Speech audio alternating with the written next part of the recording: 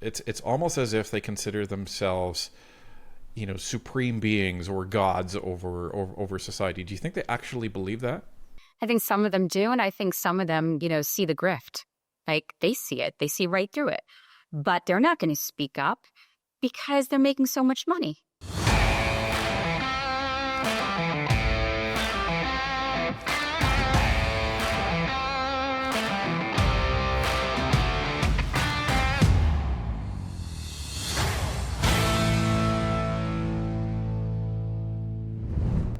Months ago, financial whistleblower Desiree Fixler warned that Mark Carney's brand is a crisis, and that his brand would mean higher costs, more control, and less democracy.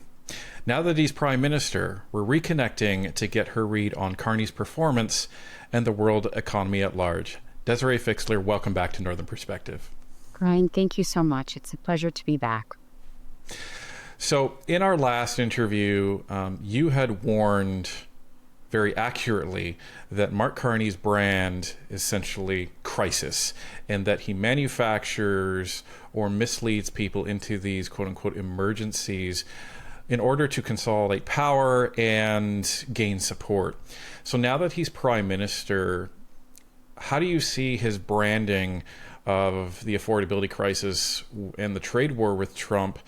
And has that shifted? Is this par for the course for his pattern? Because Canadians have seen that he had literally said during his campaign that this is the most significant crisis of our lifetimes, and now that has pivoted from his announcement this past Friday to, well, we have the best deal in the world with the United States.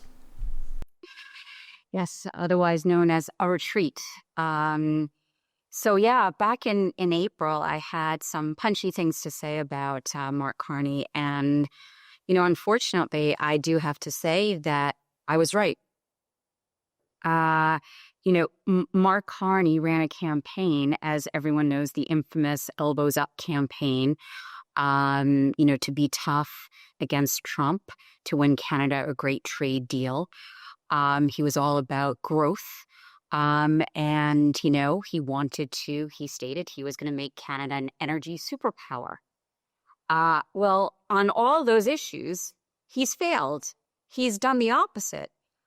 So I think, although it still is early days in his regime, I mean, he came in March and, we're at the end of August here. Nevertheless, he was talking up a big game of bold structural reform. Well, all I can see is, the same old consensus management of, the predecessors, liberal policies.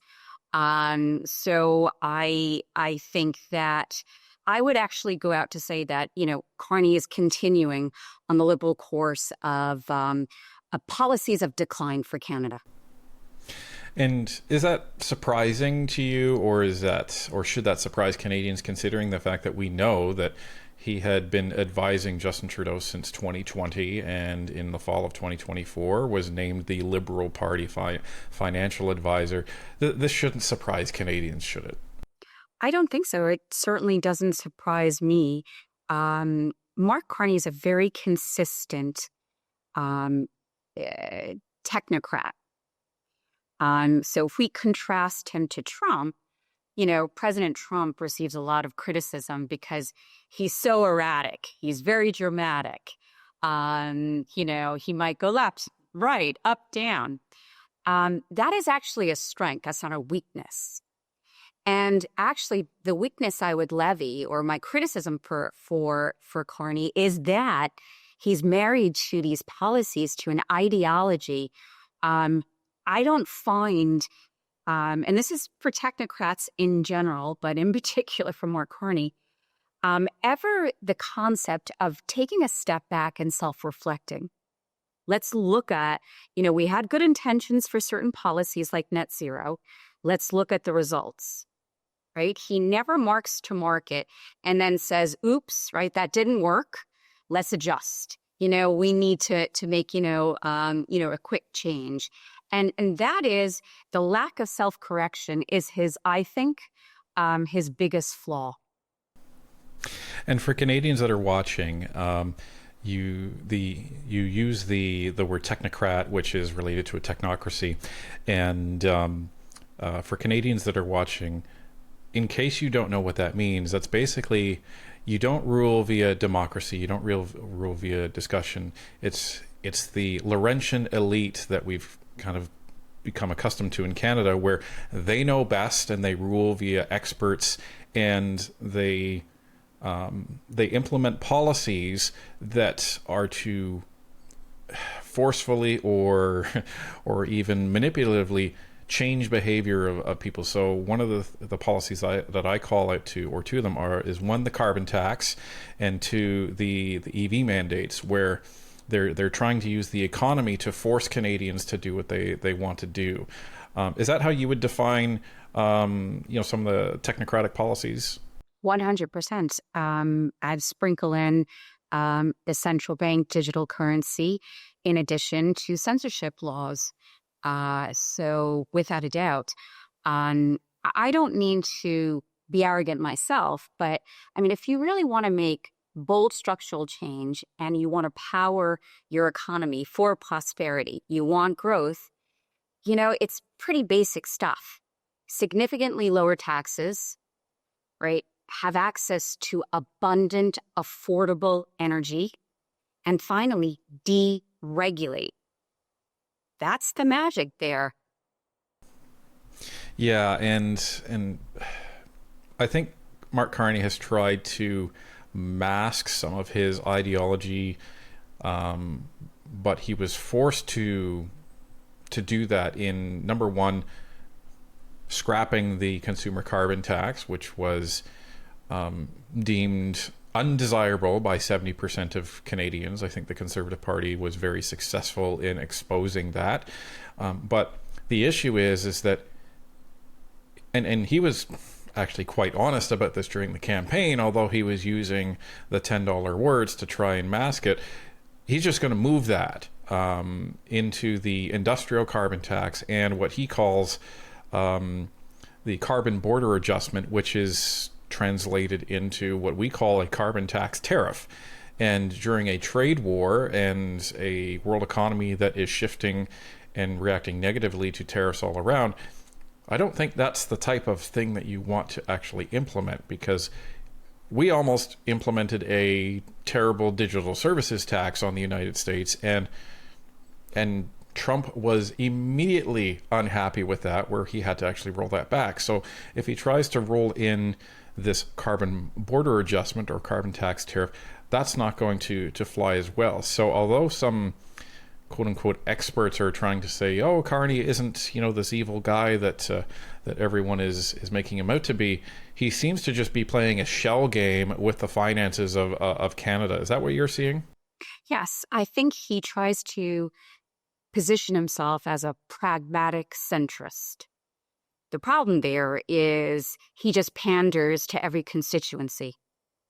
I think he overly relies on a lot of buzzwords. So, if you get a tough question, just say, I'm all about AI. I'm all about making Canada an energy superpower, never the specifics. Again, just look at the latest, as you mentioned at the very beginning, he had to retreat on his retaliatory tariffs against the U.S. And what did he do?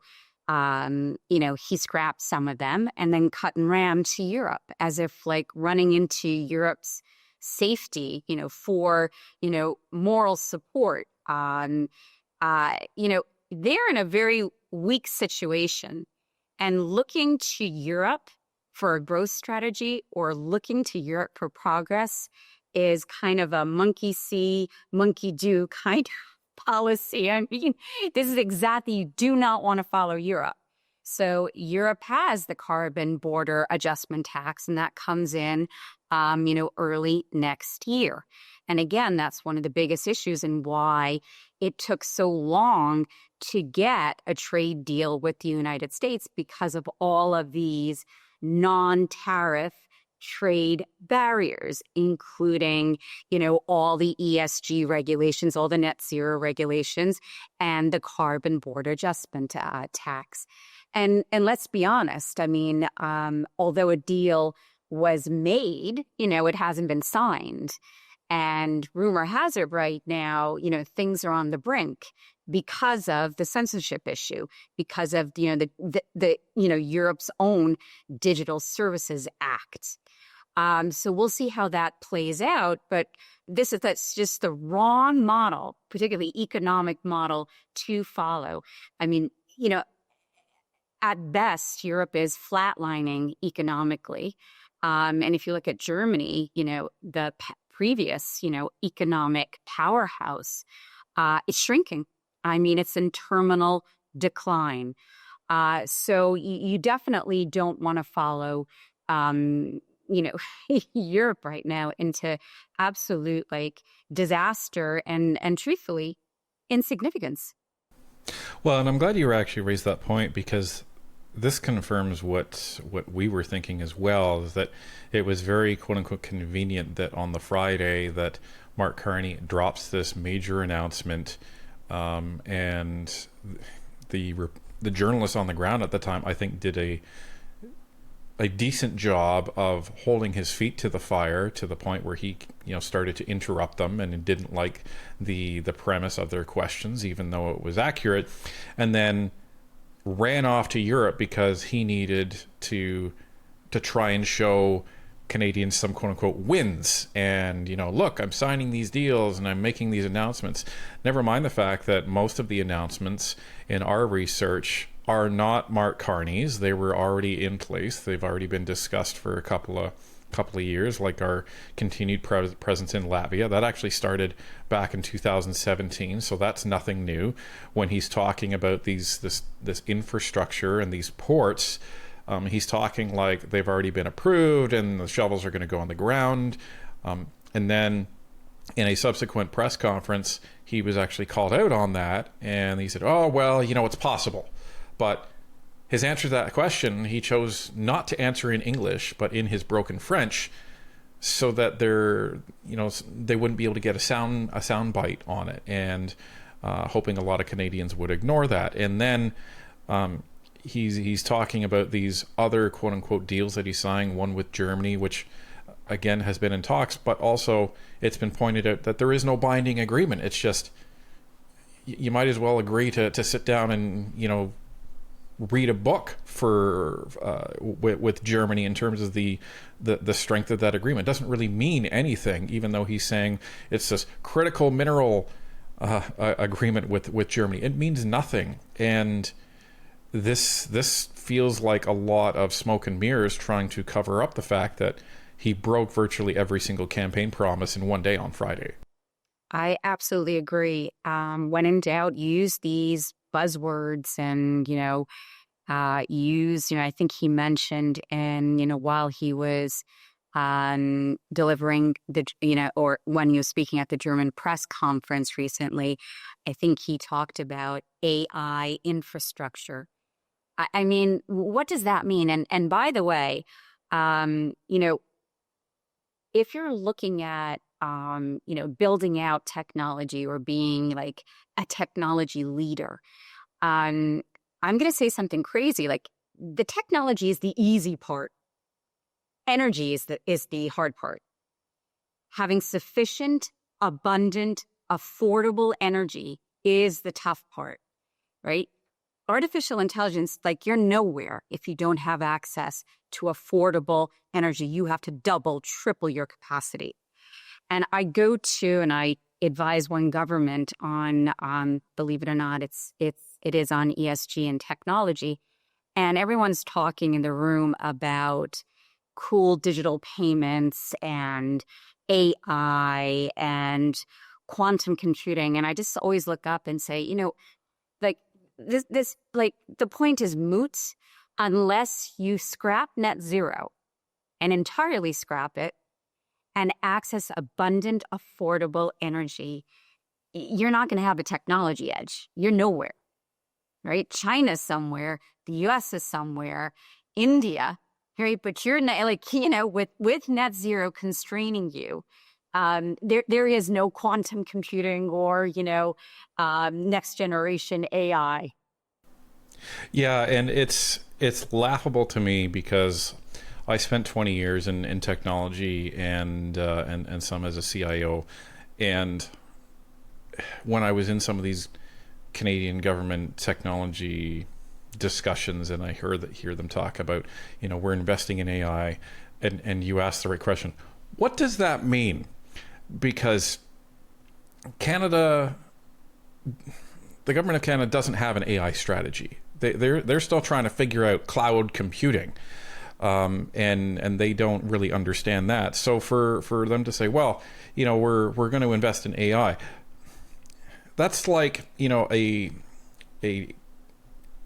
19th century farmer saying, okay, well, I'm still trying to figure out how to, work my horses and my plow, but I'm going to work on a, industrial size irrigation approach to my farm. You need to be able to crawl before you can walk, and you need to be able to walk before you can run.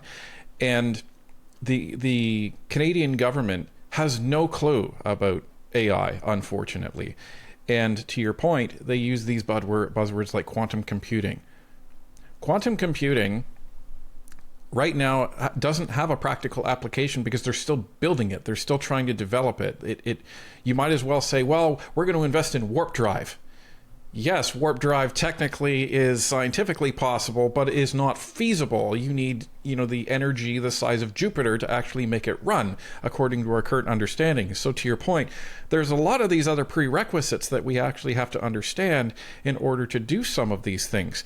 So when you're talking about AI, yes, you need massive data centers and you need massive investment that, frankly, the Canadian government doesn't understand. You need specialist technology companies to want to actually come into Canada. Why would they want to come into Canada with all of these regulations that are making it cost prohibitive for them to do so? Never mind the fact, to your foundational point, where are we getting the energy for this? Because we're having brownouts in Alberta, we're having brownouts in Ontario and across this country because we actually can't regulate our own energy. We have all of this green renewable energy, but most people don't understand that wind, solar, it's frankly useless because it's not a steady flow of energy into the grid that you can actually regulate. And we don't have storage for that, so you're dealing with real-time production of energy, and that type of green energy doesn't make sense. So they have to get into nuclear, they have to look at LNG plants to actually regulate this and have a consistent flow of energy, and then to pay for that, we need other markets. And we found out at there was an interview that one of the Polish ambassador had with CBC where he revealed that, yeah, we're actually getting Canadian LNG. The Canadians are selling it to the United States at a massive discount, and then the United States is marking that up significantly and reselling it to the Poles because they can actually get it there. And this is just the microcosm of the Canadian government. It's incompetence, and this is from the banker that's actually supposed to have all the answers. It's sad because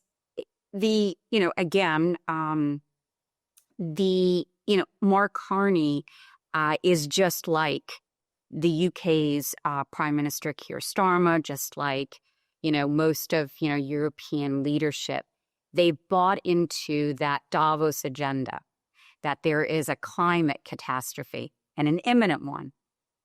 And they've bought into that, the government needs more control. As technology is advancing, you need to protect your citizens from technological harm. So whenever there is, it just automatically, with that mindset, you've now strangled your economy because you're transitioning to less reliable and more expensive energy, namely renewable, and you're stopping any sort of innovation because you've regulated it. So that's why AI has gone nowhere in Europe, because of the AI Act. And again, in addition to GDPR, you've got in the UK and in Europe, and the Digital Services Act, as opposed to the thinking of, hey, do you know what? Let's support innovation, right? And watch it grow. And then as it grows, create some guardrails. But let's let it grow first. It's the opposite approach. Before it even stops, boom, there's regulation. Well, and I was even asked at one point what my opinion was on AI and how we should approach it. And I said, the issue with AI in the world right now is not what we're doing, not what the West is doing. It's actually what China is doing. So, to your point, the West has put all of these restrictions and handcuffs on themselves when it comes to developing AI. China has put no restrictions on themselves, when it comes to AI. Now, you can argue whether or not that's dangerous or not. The issue is when it comes to technology and the threat of AI, you have to understand that at some point, China is going to weaponize their AI against the West. That's an inevitability if they haven't already. And when it comes to technology and combating AI, you must have AI because it's too fast and it's too adaptable to deal with, John Q, system administrator who is trying to deal with, fighting a AI that is the sophistication level that China is trying to reach in it. So you have to have something that can actually combat that. And if you're putting all of these handcuffs on yourselves in order to do that, how do you expect to be successful? So there's a lot of problems when it comes to it. Now, let's say China says, we're not going to use it for weaponization. But then what they will do is they will use it for innovation. And that is going to catapult them ahead even more so than the West. Now, the United States, they're trying to pivot and take a different approach. And I think they understand the threat that AI in China is actually posing. So they're trying to pivot, and they're trying to pivot quickly under Donald Trump. But there's just this naivety, or I don't even know what to call it, in Canada and Europe, where they don't get it, or I don't know. Like, maybe you can answer that question. Like, what is it? I don't understand. I struggle to understand it myself, but having been at all of these World Economic Forum meetings and working with, Mark Carney's team, I just found them, they're all technocrats. They all operate almost in a robotic manner where they have their speaking notes and they have their expert research reports, and very little critical thinking and very little interaction with ordinary folks. Just eyes and ears on the ground to see what's happening. Instead of just putting your electricity bill on direct debit, take a look at it and see. It's like here in the UK, no matter how much Ed Miliband, in charge of, he's our net zero czar here, tells us that electricity prices are coming down. He's going to save every family £300. Well, guess what? Labor's been in over 1 year, and electricity prices keep going up. They're not going down. And that's the disconnect when I work with, or when I used to work with, Carney's team and others, is they're just totally detached from the plight of ordinary people. And they're married to this, the scripture that, the number one risk in the world is climate catastrophe. And it doesn't matter how many times you sit there and say, yes, there's climate change, but there is no climate emergency. That is made up. That is fear mongering, right? And that is the reason. That's the best way I can explain it. That these folks are married to this belief that they're doing the right thing. They have moral superiority. They have to protect. It's a very condescending approach. It's very arrogant. They have to protect people because people don't know. Right? But they do, because they have the McKinsey report or the Boston Consulting Group report that says something. Not understanding, right? That's a vested interest group. They're writing that, so there's more regulation. They get, more fees. But that's the best way I can explain it, where it's this stubborn managerial approach to things. Everything is about process over outcomes. It's the process, right? And so you can just you frame issues, you talk about your intentions, your aspirations, but never the actions and the outcomes, right? And you'll always blame the problems, because the problems aren't going to go away, on your predecessor, or you can blame it on, like today, just blame it on President Trump. It's Trump's fault.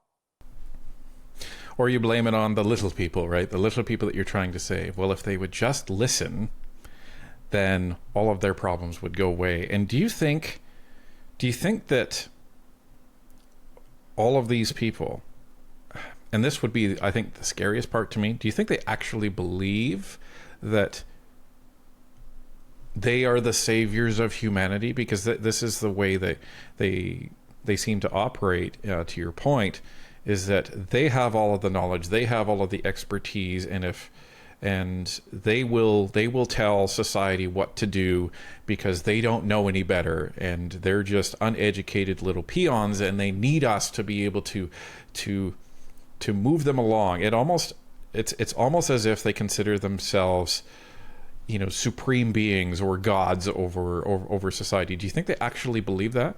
I think some of them do, and I think some of them, see the grift.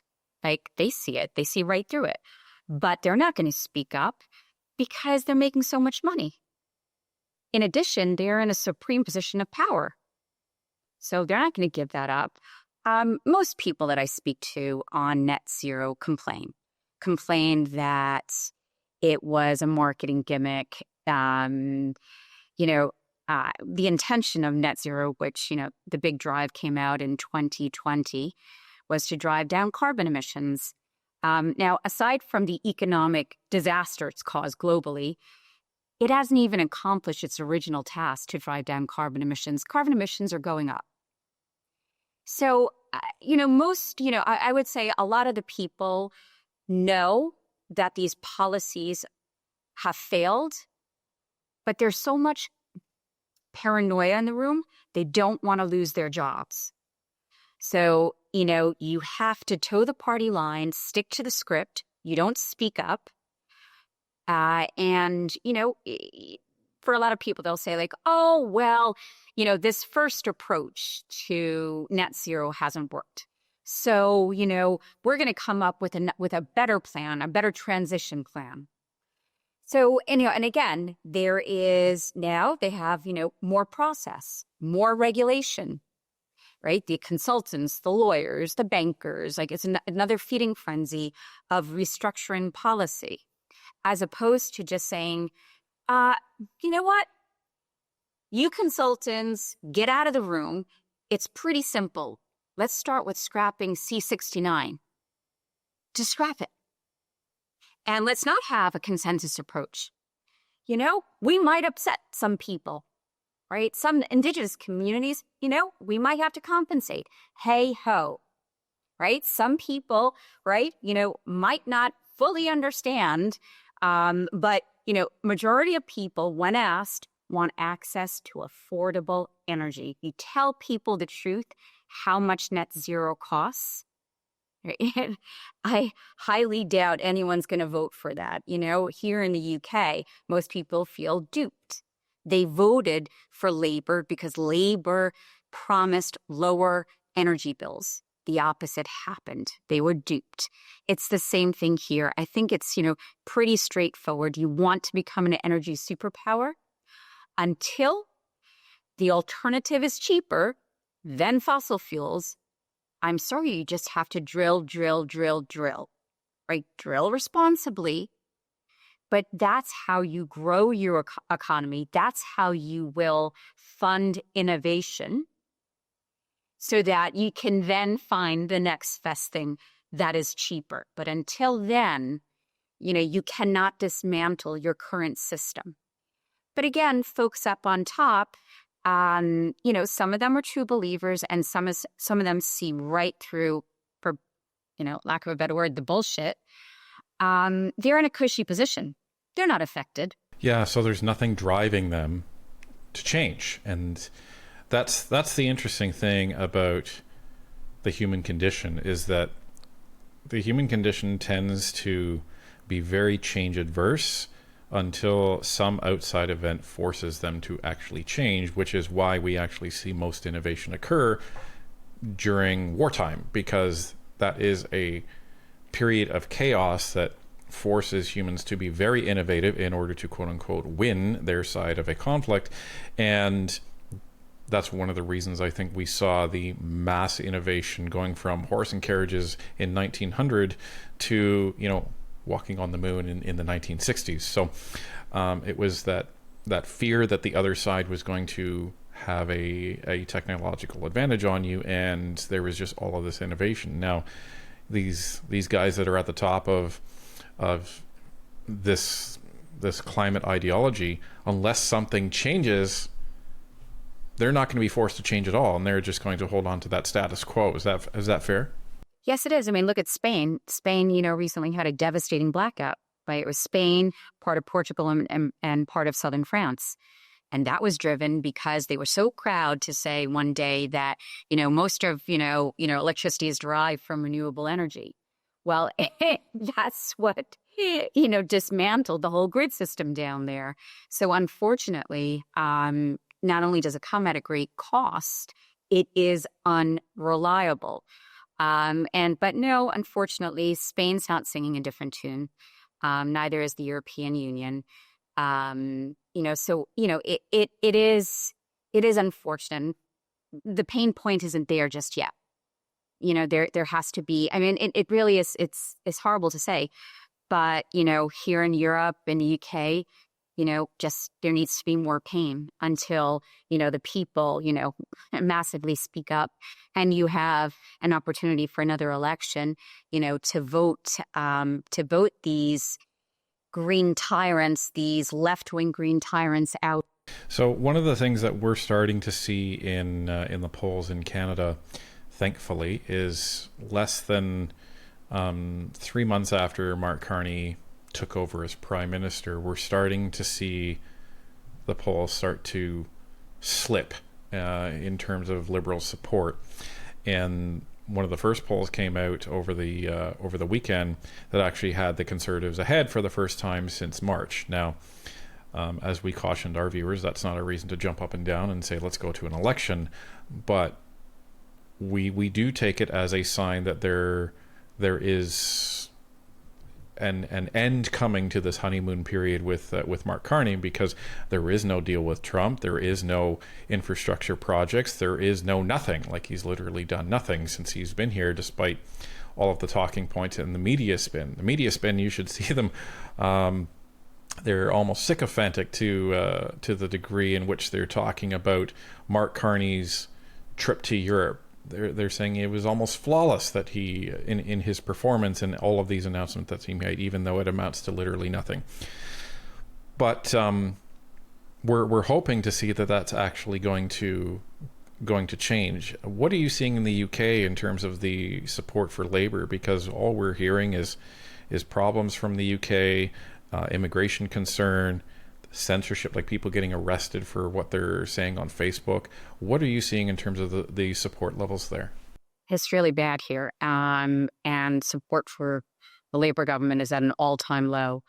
There were, a couple months ago, local elections, and Reform, which is to the right of the Conservative Party. Some people call them extreme right. It is not extreme right. It's what the Tories used to be back in the day.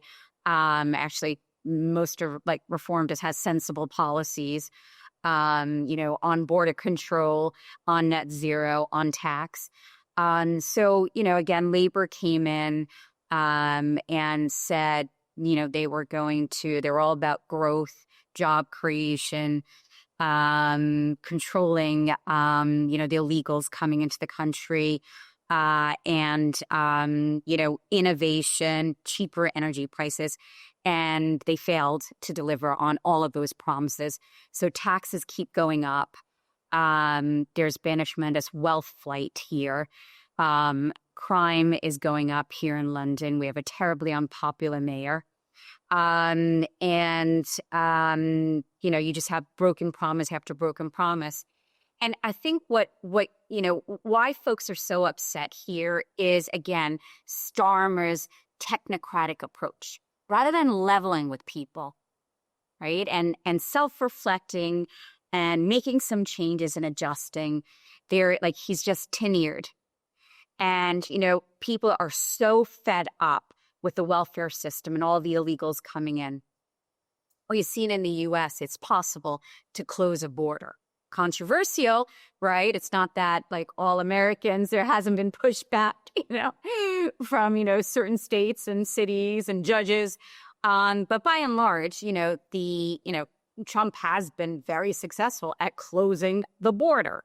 He's trying to deport, some dirtbags and illegals and whatever, that isn't as easy as closing the border. But nevertheless, folks voted for this. I think that was one of the key issues. Number one was the economy. Number two was immigration, right? Stop it. That we had open borders there. And you saw pretty quickly, he and his team came in and closed the border. Here, over a year, we still have tons of boat people coming in, crime going up. And again, what gets people so angry is that, their tax money is going to support, the legal folks coming into this country. The UK is a very tolerant, country. I'm a foreigner. I had to jump through a lot of hoops, to fill out all my paperwork to be legitimate to stay here. But folks have had it with, the poorest borders. And then you just get spin from the government, right? So, we heard a statement recently, rather than Keir Starmer saying, this is the action. We're immediately deporting. We're going to use, the facility in Africa. Or we're going to, fly them out. Instead, he's saying we're processing people faster. There's less of a backlog to it, the asylum seekers. And it's don't play with words, right? You did not stop the illegal flow, right? He always talks about, we've secured a deal with France. What did it stop illegal, immigration? The answer is no, it didn't, right? There might be some sort of a deal, but it's not converting into action. Close the border. Stop, putting these folks in, community hotels at, insane costs to the taxpayer. So no, there is a lot of anger and vitriol here against this government, a very unpopular government. Both on the tax situation, censorship, absolutely. It's a very scary time to be in the UK. You have to think twice about posting, although apparently there's rumors that Americans might be protected against any sort of government censorship. But we'll see. I'm very critical of this government. And it's a shame because, yes, it's palpable. You can feel it on the streets. People are super angry here in the UK. Very disappointed. Well, we're hoping that that this government in Canada isn't going to last too long because it is a minority government. And the interesting result of the election is that Canadians elected the largest opposition in the history of the country. So that doesn't indicate that the Liberals had any sort of overwhelming majority. So that's a good thing. We're hoping that we may actually see a poll shift over the next 6 to 8 months as Pierre Poilievre takes over the opposition again in the House. And but he's got a tough task against him because he doesn't have any friends in the mainstream media who are. It seems they've made it their mission to try to keep their gravy train flowing from the government in terms of their subsidies from the government for Canadian media, and it's in their best interest to keep Mark Carney and the Liberals there. But to your point, Canadians are, I think they're waking up, and I think they're many of them are having their quote unquote red pill moment where they were sold a bill of goods that Mark Carney was this banker. He was this messiah that was going to come in. He was basically the conservative liberal that was going to come in and make everything right. And they have seen that nothing has been further from the truth. And so a lot of Canadians are starting to wake up to that. But it's going to be interesting to see what happens if the Liberals really start to see their support slip, and what Mark Carney will do in reaction to that, because he can't just sit there for 4 years and do whatever he wants, because there's always that risk of his government falling in a minority government, which could happen as early as next spring. Fingers crossed. I'll knock on wood for that one. Yeah, well, we'll see, but it is such a shame. It is such a shame not to do the right thing for your people, right? That's why you went into public service. That's what it's called, public service. And, so many leaders approach it where it's an enrichment scheme for themselves. They create a tremendous bureaucracy around themselves, so they're totally removed. They rely on vested interest groups that tell them what they want to hear. What you said, we see that in Europe and to a certain extent here in the UK with the BBC and, other, mainstream media outlets, that they support, they're more biased in support of, government policies and on the spin. But that's, but things are changing. Citizen journalism, what you're doing, the power of X, and people are increasingly speaking up more. And I think, I don't know when things will change here in the UK. But I firmly believe that if they were to call an election, Labour would be so quickly out. But there is, certainly growing pressure, to get leaders, to tell the truth, stop virtue signaling, stop talking about aspirations and intentions, and take action. And that's our responsibility for all of us, is just to speak up. It takes time, little by little, step by step. But a lot of people are red pilling. I did in 2021. And everyone needs to have a variety of sources of information. You cannot rely on, media funded or state funded media.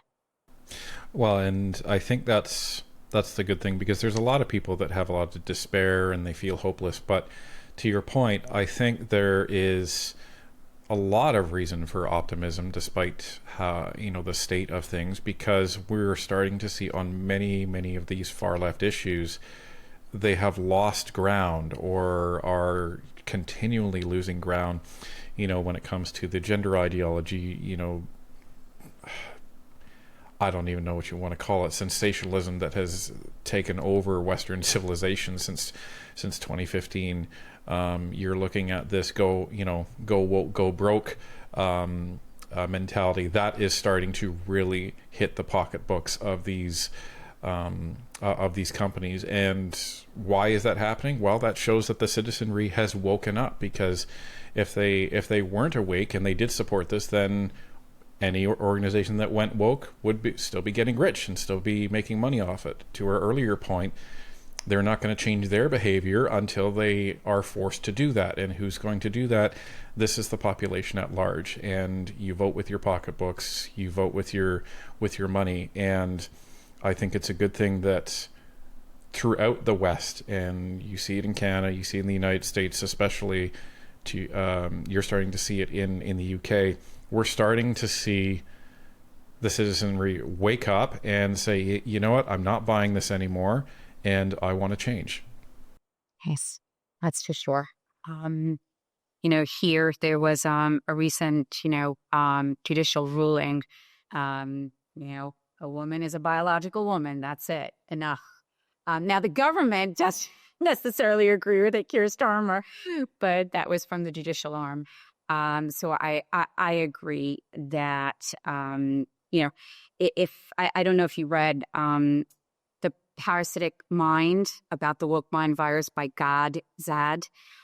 Great book. He's Canadian. Again, this was written, a number of years ago to address it. I mean, simply put, this woke ideology, net zero, it's nothing more than self-destruction. It's self-harm. That's what it is. It's absolute self-harm. Well, we will continue to fight the good fight, and hopefully both of these nations can get back to common sense and become prosperous again, because prosperity doesn't just mean for the elite and that 1%. Prosperity needs to apply to all of the citizens in a country for it to be successful. And hopefully the human race finally begins to grow up and move out of its teenage years and become an adult at large. And boy, wouldn't that be something to see, with the world actually cooperating and not trying to compete against each other, so that we could realize our full potential. Yes, I'm hopeful. We've seen change south of your border, so I'm hopeful.